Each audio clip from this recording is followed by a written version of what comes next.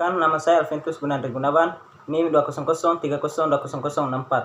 kelas C semester 1. Video ini saya buat guna untuk memenuhi tugas mata kuliah pengantar sosiologi, jurusan Administrasi Bisnis, Fakultas Ilmu Sosial dan Politik, Universitas Nusa Cendana Kupang. Pada kesempatan ini, saya sedikit menjelaskan mengenai pengantar sosiologi. Pengertian sosiologi. Sosiologi adalah ilmu yang mempelajari hubungan dan pengaruh timbal balik antar gejala sosial, baik itu hubungan interaksi antar individu, individu dengan kelompok, kelompok dengan kelompok dalam kehidupan bermasyarakat. Menurut Auguste Comte, sosiologi yaitu sistem fenomena sosial yang merupakan alat untuk meramal kondisi masyarakat di masa depan. Yang kedua, munculnya sosiologi.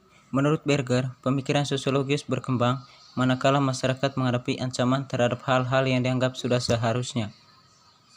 Yang ketiga, masyarakat dan kebudayaan. Masyarakat adalah sekelompok orang yang hidup bersama dan menghasilkan kebudayaan. Oleh karena itu, tidak ada masyarakat tanpa kebudayaan dan tidak ada kebudayaan tanpa masyarakat. Melville J. Herkovitz memandang kebudayaan sebagai sesuatu yang bersifat superorganik. Kebudayaan tetap eksis meskipun anggota masyarakat pendukungnya berganti-ganti atau lahir dan mati. Pengertian kebudayaan. Kebudayaan adalah kompleks yang mencakup pengetahuan, kepercayaan, kesenian, moral, hukum, adat istiadat, serta kemampuan-kemampuan dan kebiasaan-kebiasaan yang diperoleh manusia sebagai anggota masyarakat. Selo Soemarjan dan Soelaman Soemardi mendefinisikan kebudayaan sebagai hasil cipta rasa dan karsa manusia. Unsur-unsur kebudayaan. Unsur kebudayaan menurut Club Kohn dalam Universal Categories of Culture meliputi peralatan dan perlengkapan hidup manusia seperti pakaian, perumahan, peralatan rumah tangga, senjata, alat transportasi, alat produksi. Mata pencarian hidup dan sistem ekonomi seperti pertanian, peternakan, sistem produksi, distribusi, konsumsi. Sistem kemasyarakatan seperti sistem kekerabatan, organisasi politik, sistem hukum, dan sistem perkawinan. Bahasa seperti lisan maupun tertulis. Kesenian seperti seni rupa, seni tari, seni suara, seni gerak. Sistem pengetahuan dan religi seperti kepercayaan dan agama. Kebudayaan. Terkait dengan hubungan antar manusia, kebudayaan merupakan design for living atau blueprint for behavior yang menetapkan aturan mengenai apa yang seharusnya, selayaknya dilakukan atau tidak dilakukan. Unsur normatif. Unsur normatif kebudayaan seperti yang pertama, unsur penilaian atau functional elements seperti baik buruk, benar salah, menyenangkan, tidak menyenangkan. Yang kedua, unsur perintah atau perspective elements seperti boleh, tidak boleh, perintah, larangan. Yang ketiga, unsur kepercayaan atau cognitive elements seperti keselamatan, upacara, ritual. Kebudayaan sebagai sistem. Norma kebudayaan menyangkut aturan yang harus diikuti yang bersifat normatif. Kebudayaan menentukan cara bertindak, cara berpikir, dan cara merasa yang dikenal dan diikuti secara umum oleh para anggota masyarakat. Klasifikasi norma masyarakat. William Graham Sumner dalam bukunya Folkways mengklasifikasikan norma-norma masyarakat berdasarkan daya paksanya terhadap para anggota masyarakat sebagai berikut. Yang pertama, kebiasaan atau folkways. Cara yang lazim dan wajar serta dilakukan berulang-ulang dalam melakukan sesuatu oleh sekelompok orang. Di sini saya menggambarkan sebuah contoh seperti berjabat tangan dan cara makan. Yang kedua, tata kelakuan atau mores, yaitu gagasan yang kuat tentang salah dan benar yang menuntut tindakan tertentu dan melarang yang lain. Di sini juga saya menggambarkan sebuah contoh seperti tabu. Orang Banyumas tidak boleh berpergian pada hari Sabtu Pahing. Lembaga sosial atau social institution, yaitu sistem hubungan sosial yang terorganisasi yang mewujudkan nilai-nilai dan tata cara umum tertentu untuk memenuhi kebutuhan dasar masyarakat. Contohnya, lembaga keluarga, agama, pemerintahan, pendidikan, dan ekonomi. Berikut hukum atau law, yaitu tata kelakuan yang terkodifikasi, sanksinya jelas. Contohnya yaitu Undang-Undang Kesehatan, Undang-Undang Perlindungan Anak. Berikut nilai atau value. Gagasan tentang apakah pengalaman berarti atau tidak berarti. Contoh, nilai tentang virginitas perempuan ideal. Kebudayaan dan kepribadian. Setiap masyarakat memberikan pengalaman tertentu yang tidak diberikan masyarakat lain kepada para anggotanya. Timbul konfigurasi kepribadian yang khas dari para anggota masyarakat tersebut, disebut modal personality the voice. Sebagian besar ciri kepribadian dimiliki oleh sebagian besar anggota masyarakat tersebut, atau kebudayaan modal. Misalnya, orang Jawa halus dan tidak suka terus terang, sementara orang Batak, kebudayaan modal hanya berlaku pada masyarakat sederhana dengan kebudayaan yang solid. Relativisme kebudayaan. Fungsi dan arti suatu unsur adalah berhubungan dengan lingkungan atau keadaan kebudayaannya. Oleh karena itu, kita tidak bisa menganalisis kelompok kebudayaan lain dengan motif, kebiasaan, dan nilai-nilai kita. Relativisme kebudayaan. Saya coba menggambarkan sebuah contoh. Bagi masyarakat Indonesia, hamil sebelum menikah adalah buruk, sementara bagi masyarakat suku Bontok di Filipina adalah baik sebagai bukti bahwa manusia tersebut subur. Bagi orang Madura, melakukan pembunuhan dalam carok adalah mulia karena membela harga diri dan kehormatan. Namun, menurut Kamus Undang-Undang Hukum Pidana atau KUHP adalah kriminal. Anak belajar dari kehidupannya. Jika anak dibesarkan dengan celaan, dia belajar memaki. Jika anak dibesarkan dengan permusuhan, dia belajar berkelahi. Jika anak dibesarkan dengan cemoohan, dia belajar rendah diri. Jika anak dibesarkan dengan penghinaan, dia belajar menyesali diri. Jika anak dibesarkan dengan toleransi, dia belajar menahan diri.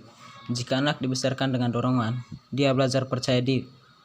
Jika anak dibesarkan dengan pujian, dia belajar menghargai. Sementara jika anak dibesarkan dengan sebaik-baik perlakuan, dia belajar keadilan. Jika anak dibesarkan dengan dukungan, dia belajar menyenangi dirinya. Jika anak dibesarkan dengan kasih sayang dan persahabatan, maka dia belajar menemukan cinta dalam kehidupan. Sosialisasi. Menurut Peter L. Berger, berbeda dengan makhluk lain yang seluruh perilakunya dikendalikan naluri atau insting, manusia tidak dibekali naluri yang lengkap.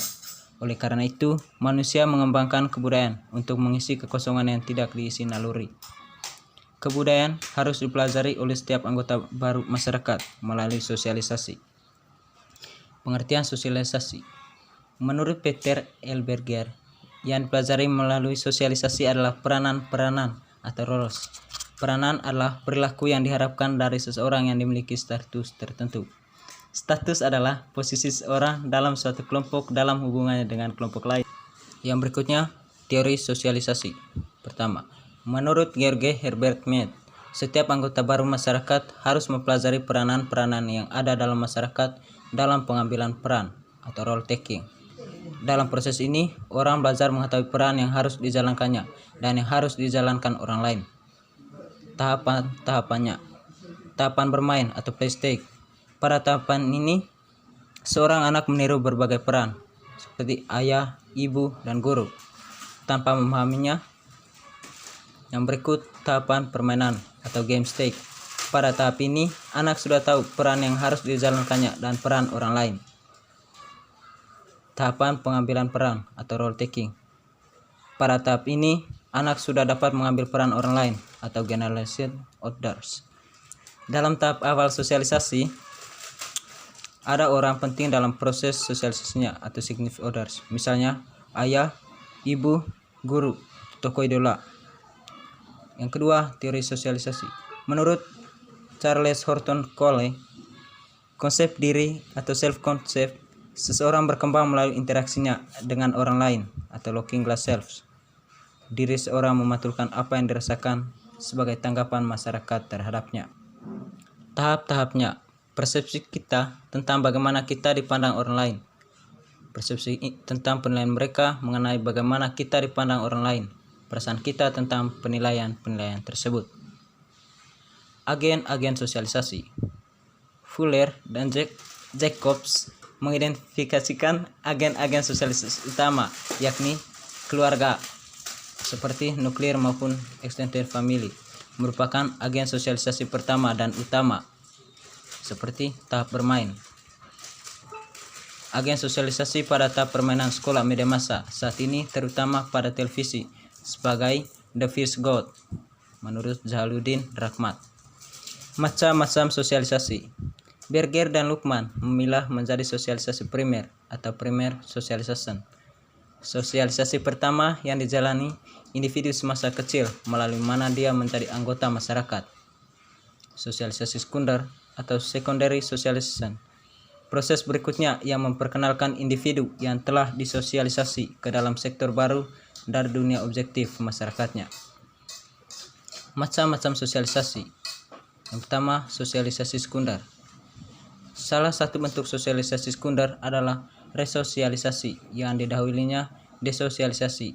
Dalam desosialisasi, individu mengalami pencabutan diri yang dimilikinya, sedangkan dalam resosialisasi individu diberi suatu diri yang baru.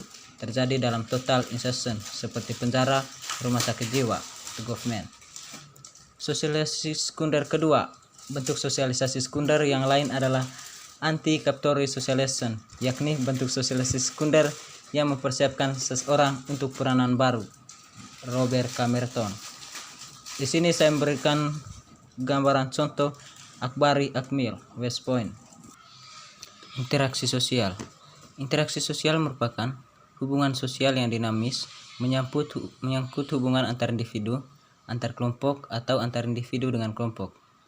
Interaksi sosial didasari oleh berbagai faktor, meliputi imitasi, seperti peniruan, sugesti, seperti pandangan individu yang diterima oleh orang lain, identifikasi, seperti kecenderungan dan keinginan seseorang untuk seperti orang lain, simpati, seperti ketertarikan seseorang pada pihak lain. Syarat interaksi sosial. Suatu interaksi sosial hanya mungkin terjadi apabila memenuhi dua syarat. Ada kontak sosial atau social kontak. Yang kedua, ada komunikasi atau communication. Bentuk interaksi sosial. Yang pertama, Gilin memilahnya menjadi proses asosiatif yang terbagi menjadi akomodasi, asimilasi, dan akulturasi. Proses disosiatif meliputi persaingan, pertikaian, atau konflik. Yang kedua, Kimball Young membedakannya menjadi oposisi yang mencakup persaingan atau competition dan pertikaian atau konflik, kerjasama atau cooperation yang menghasilkan akomodasi, diferensiasi yang menghasilkan sistem pelapisan sosial. Akomodasi. Pengertian akomodasi. Akomodasi adalah suatu proses di mana orang per orang atau kelompok manusia yang mula-mula saling bertentangan, kemudian saling menyesuaikan diri untuk mengatasi kekurangan-kekurangan. Tujuan akomodasi antara lain. Yang pertama, mengurangi pertentangan. Yang kedua, mencegah meledaknya suatu pertentangan untuk sementara waktu. Yang ketiga, memungkinkan kerjasama. Dan yang keempat, mengupayakan peleburan antara kelompok sosial yang berbeda. Bentuk-bentuk akomodasi. Yang pertama, coercion atau paksaan. Yang kedua, compromise atau kompromi. Yang ketiga, arbitration, pihak ketiga. Yang keempat, mediation atau penengah. Yang kelima, conciliation atau persetujuan. Yang keenam, toleration atau toleransi. Yang ketujuh, stalemate atau kemacetan. Yang kedelapan, adjudication, peradilan. Asimilasi adalah pembaruan dua kebudayaan yang disertai dengan hilangnya ciri khas kebudayaan asli sehingga membentuk kebudayaan baru. Suatu asimilasi ditandai oleh usaha-usaha mengurangi perbedaan antar orang atau kelompok, artinya menyesuaikan kemauannya dengan kemauan kelompok. Akulturasi adalah suatu proses sosial yang timbul manakala suatu kelompok manusia dengan kebudayaan tertentu dihadapkan dengan unsur dari suatu kebudayaan asing. Kebudayaan asing itu lambat laun diterima dan diolah ke dalam kebudayaannya sendiri tanpa menyebabkan hilangnya unsur kebudayaan kelompok itu sendiri. Dan yang terakhir, perlu saya jelaskan mengenai stratifikasi sosial. Stratifikasi sosial atau social stratification adalah pembedaan anggota masyarakat berdasarkan status yang dimilikinya kelas sosial. Kelas sosial atau social class merupakan subkultur yang memiliki sikap, kepercayaan, nilai, dan norma perilaku yang berbeda dibanding kelas sosial lainnya, ditentukan oleh kedudukan sosial ekonomi dalam masyarakat, seperti kekayaan, penghasilan, pekerjaan, pendidikan, identifikasi diri, keturunan, partisipasi kelompok, dan pengakuan orang lain. Sekian presentasi dari saya. Akhir kata saya mengucapkan terima kasih.